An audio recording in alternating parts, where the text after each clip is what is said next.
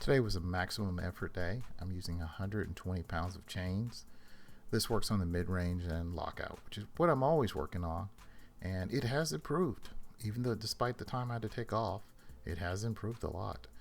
I had to recently take a couple of weeks off from bench pressing and doing basically anything because I had bruised the cartilage that connects to my ribs.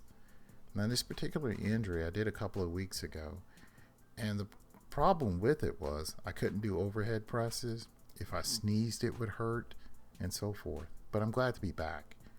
Here I am with 315 with 120 pounds of chains, and that went well. The next set is 365.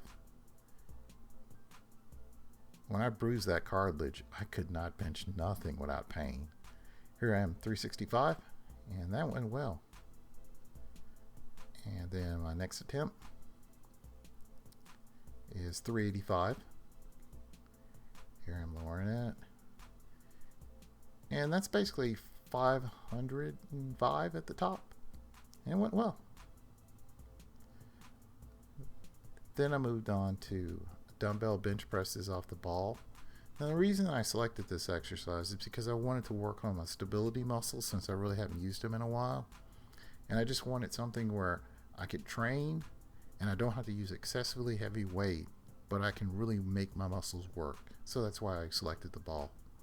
If you're curious if the ball will break, no, it's a TheraPen ball. It is rated to 600 plus.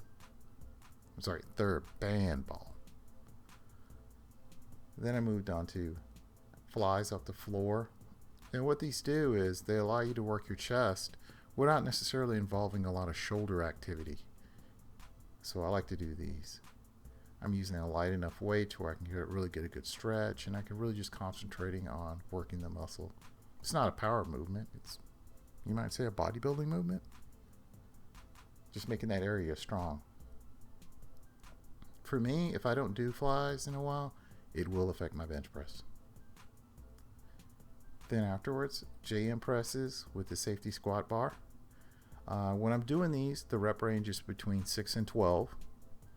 Whatever rep range I choose, I do it for all the sets, and I just increase the weight each set.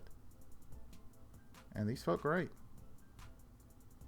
Basically, it's an exercise where it's kind of like a hybrid between a bench press and a tricep extension. Very close relatives to the California press, which I'll have to do in training session in the future so you can see that. So I cranked up my reps, usually 4 sets of 6 or 12, then moved on to press downs. And these, the rep range is usually for me is anywhere from 8 to 20. It just depends on how I feel that day, and I use these as a finisher movement to really burn the triceps. I've learned throughout the years that I need to vary my range on triceps, the rep range, and not always stick to one certain range. I don't want to wear out my shoulders, my triceps. I don't want to get tendonitis or so forth. I just do several different rep ranges. And I usually increase the weight each set if possible. If you're wondering what that is in the background, it's on Amazon. It is the West Side versus the World video. Then I finished a training session with pull downs. Now on a bench press day, I don't go very heavy on the pull downs. I just use a lighter weight and just concentrate on the muscle. Just pulling the weight down, pausing, doing it real slow. I'm trying to get more volume in my back and trying to get at least 2 to 3 back sessions a week. Not all super heavy. Just maybe 1 super heavy and 2 kind of light. Just more volume to really work that muscle and bring it up. Thank you for watching. If you have any comments or questions, please leave them below.